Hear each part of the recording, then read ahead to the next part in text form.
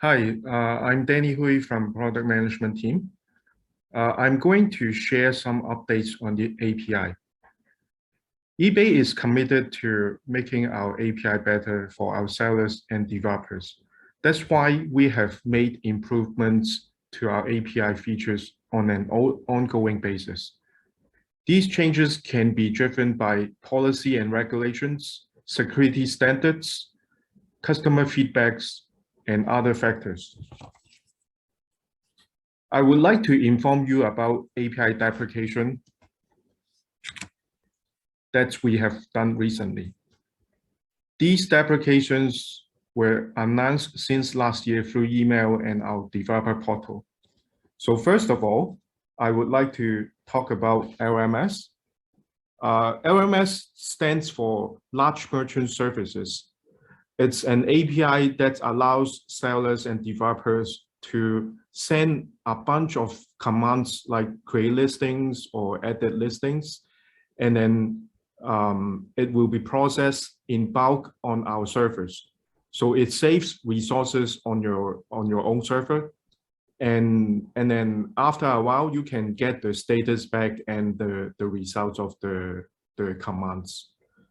So this API, the LMS, was decommissioned at the end of April.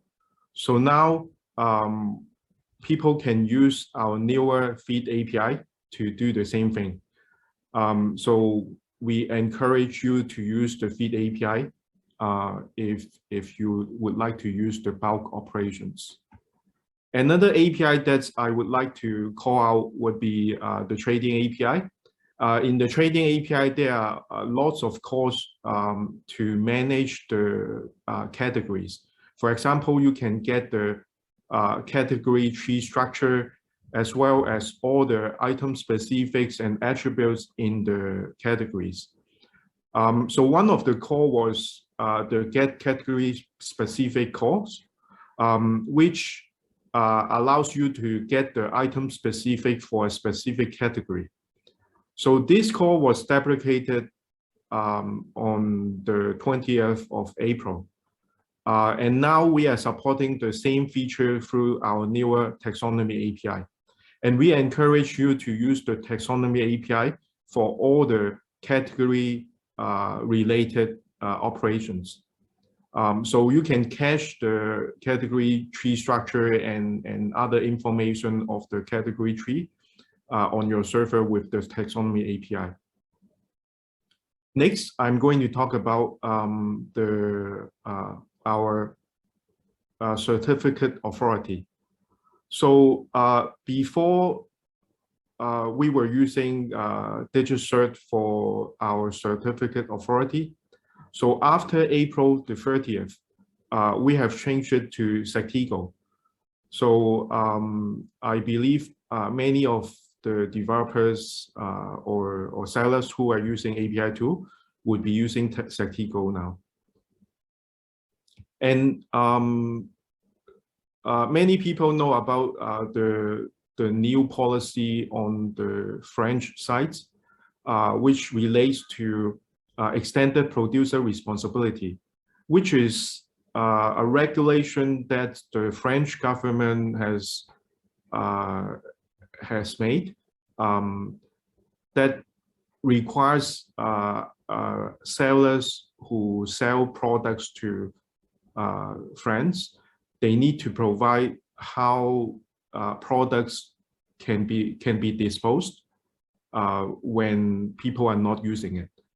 So this information can be entered onto eBay listings. So the way to do it would be using either our UI or using API tools. And when sellers create listings or edit listings, they can input those extended producer responsibility information into the listing through extended producer responsibility attributes or container. But notice that not all category requires it, because the French government only impose this regulation on certain products. So on eBay, there are specific category that will require the extended producer responsibility information. And so sellers or developers can take notes on where those regulations will be applied, or which category they need to enter the information. And it can be done through the metadata API. For more information, you can go to our developer portal to get all the information needed to enter the information. And in April, we have also updated the get item API call, which allows sellers to get the extended producer responsibility information after they entered through, for example, add item API. So this is something that you should take note if you sell items on the French site. So for these API deprecation updates, you can go to our API or developer portal to get the latest information or updates on the site. And by scanning this QR code, you can go to the API deprecation status site, which has an RSS subscription link that you can subscribe to, and you will be able to get all the latest update from this RSS feed. Similarly, you can go to our developer portal sites, which has the API status updated on the page, and it also has the RSS feed you can subscribe to.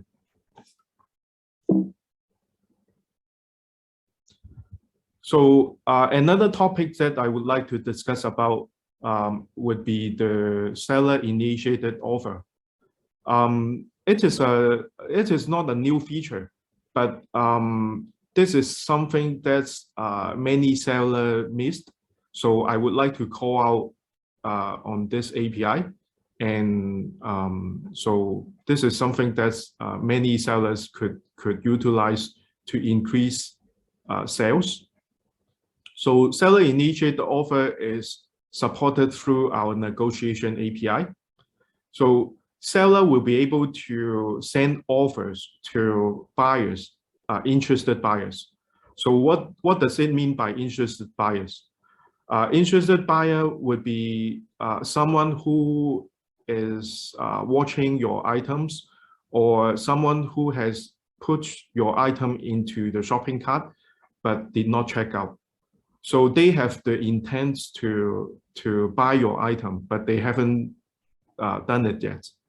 So this is a good opportunity for you to send the potential buyer an offer in order to get them committed to a purchase. So our negotiation API provides two main features. One is to find all the eligible items, which will show you all the items that have the interested buyers. The other one would be, after you get all the items with interested buyers, you can send offers to these interested buyers. And it is done through the API called send offer to interested buyer. And this one requires you to enter the item ID. So the item ID would be coming from the find eligible items. But notice that we don't provide the account IDs of the potential buyers because of data privacy issues. And for the send offer to interested buyer call, each time you can only send a maximum of 30 offers to interested buyers. So for example, if you have more than 30 interested buyers for your item, then you require more than one call in order to send the offers to all the other interested buyers. So for instance, if you have 90 interested buyers, you will need to make this call 3 times in order to cover all the interested buyers for the item. So we have informed our API partners about the seller-initiated offer feature. They have already integrated through our API. So for the SSP, which is the selected service provider in Southeast Asia, we have push option and SoEasy. Both of the API partners have already integrated seller-initiated offer into their tool. So if you are using one of these tools, then you'll be able to use it through the tool. Others API tools that offer support for seller-initiated offer would include Tong2, Allroot, and eBay 365. So you can take a look if you are interested in using one of these tools to use the seller-initiated offer. So let me show you 2 examples of using seller-initiated offer through an API tool. So this one is push option.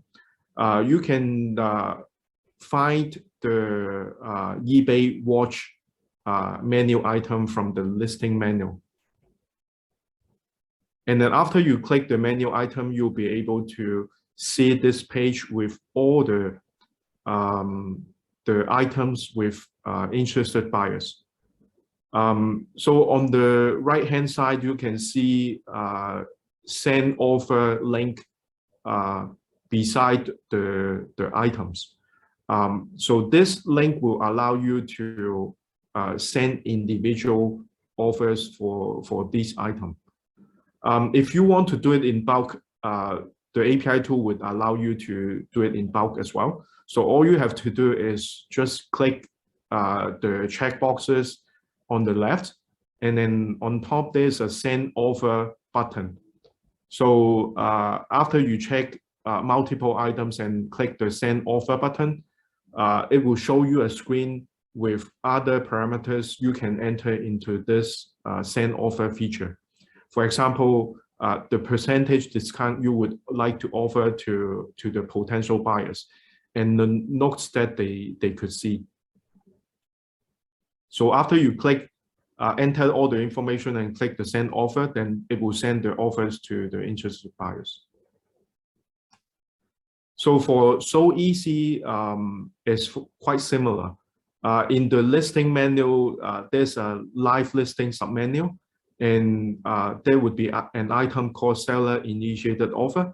So after you click it, then it will bring you to the page with all the items with interested buyers. So there's also an icon beside each listings on the right. You can click it to send individual offers. And on the left, there's also checkboxes you can check to send offers in bulk.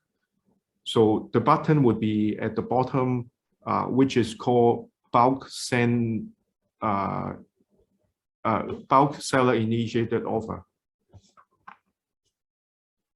And now after you click this button, then you will be shown with all the parameters, including offer duration, the discount rate, and the quantity. Notice that the quantity would be the minimum quantity that the buyer needs to buy in order to enjoy the offer. So after you enter all the parameters, you can click the send offer button to send the offer to the interested buyers. So the next topic I would like to cover would be international ship rate table. So this is a feature for you to fine-tune or set the shipping service and cost for each country, or for the United States, each state that you want to set for your items. What's the benefit of this would be it will allow eBay to calculate a more accurate estimated delivery date for your item. It will give the buyer a more friendly experience. They will see a more accurate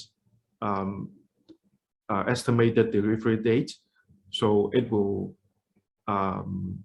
allow you to potentially increase the conversion of the item. So the API which we have added new feature for international ship rate table would be the account API.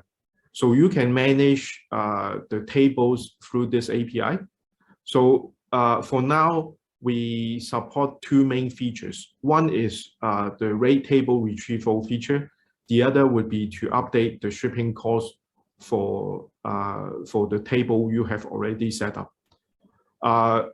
Some of the developer might be asking, how about if I want to create a new table or add or remove some countries or state from the rate table? That is already planned, but it will be done in a later phase. So please stay tuned for the newer features. And right now, the international ship rate table is supported for our main sites, including United States, United Kingdom, Australia, Germany, Canada, France, Italy, and Spain. So basically, all the main sites that many of our CBT sellers are selling, they are supported. So there are three core steps you can use right now, which includes the get rate tables to provide the basic information of all the rate tables.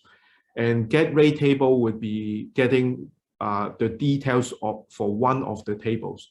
So you have to give the table ID in order to get the information for the table. And the last one would be to update the shipping cost, which is supported through update shipping cost. So you can specify a country or a state in the rate table, and then you can set the shipping cost with this call. So this is a very good way to set up the shipping information for your items. And it's usually done through creating rate table and associate the rate table to one of your shipping policy. And then the shipping policy would be associated with your listings. So it could be associated with multiple listings. So this flow would be a very good way to specify the shipping cost. So if you have any question regarding the topic just covered right now, then you can send email or contact your account manager to get additional support if you need it. So this covers the topics I want to cover for API today. So thank you very much.